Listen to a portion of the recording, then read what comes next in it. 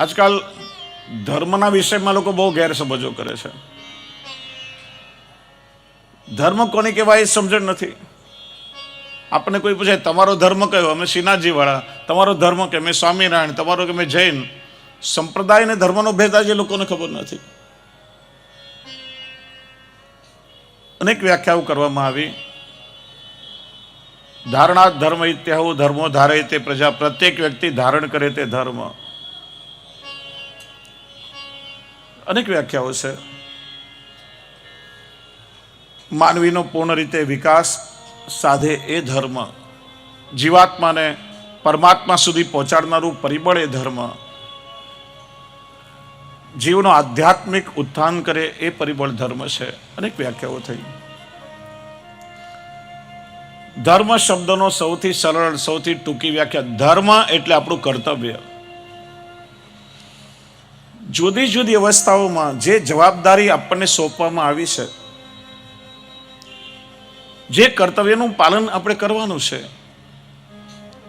એ કર્તવ્યનો બોધ આપણી અંદર હોય એનું નામ છે ધર્મ.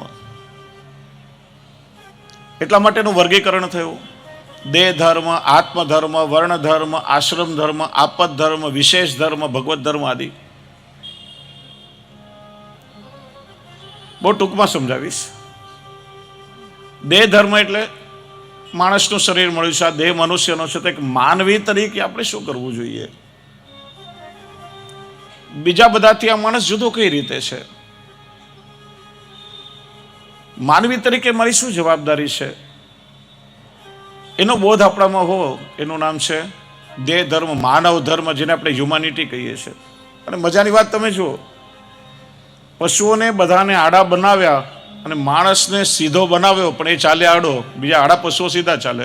અને પશુઓને ના કહેવું પડે તો પશુ થાય, ગાયને ના કહેવું પડે તો ગાય થાય, ગાય જ હોય. ભેંસને ના કહેવું પડે તો ભેંસ જેવી થાય, ભેંસ જ હોય. પણ માણસને વારે ઘડીએ કહેવું પડે કે માણસ થા. માણસ થઈને માણસાઈ છોડી દે. એટલે માનવ ધર્મ, એક મનુષ્ય તરીકે મારે શું કરવું જોઈએ, આ બોધ હોય માનવ ધર્મ. પછી આવે આત્મધર્મ. માણસનું શરીર એકમાત્ર સાધન છે કે જેનાથી આપણે આલોક અને પરલોક બંને સુધારી શકીએ, જેનાથી આત્મકલ્યાણ આપણે કરી શકીએ. બીજી બધી યોનિઓ કર્મના ફળ ભોગવવાની વ્યવસ્થા છે. માણસમાં બુદ્ધિ છે, એટલા માટે માણસ ચાહે રાજા બની શકે, ચાહે તો રંક બની શકે, ચાહે તો દેવ બની શકે, ચાહે તો અસુર બની શકે. એટલા માટે આ દેહથી આત્મકલ્યાણ સાધવા માટે કોઈ એક માર્ગથી, એક પરંપરાથી દીક્ષિત થઈ એની કંઠી બંધાવી અને ઈષ્ટ પ્રાપ્તિના આપણા લક્ષ્ય માટે આપણે પ્રસ્થાન કરીએ છીએ. આ દેહથી જ આત્મકલ્યાણ શક્ય છે. અને એ પરંપરાનું વહન કરીએ છીએ આપણો આત્મધર્મ. બ્રહ્મ સમાન લીધું છે, આપણે પુષ્ટિ માર્ગીય વૈષ્ણવ છીએ, તો વૈષ્ણવ ધર્મ એ આપણો આત્મધર્મ છે. વર્ણ ધર્મ, તમે બ્રાહ્મણ, ક્ષત્રિય, વૈશ્ય, શૂદ્ર કયા વર્ણના છો, દરેકની એક જુદી જવાબદારી છે, આપણા શાસ્ત્રોએ આપી છે. એ જવાબદારી નિભાવી. આશ્રમ ધર્મ, બ્રહ્મચારીનો ધર્મ જુદો, ગ્રહસ્થીનો ધર્મ જુદો, સંન્યાસીનો ધર્મ જુદો, વાનપ્રસ્થનો, દરેકની એક જવાબદારી છે. તો જુદી જુદી અવસ્થામાં શું કરવું ને શું ના કરવું, આ સમજ આપણામાં હવે એનું નામ કહેવાય ધર્મ.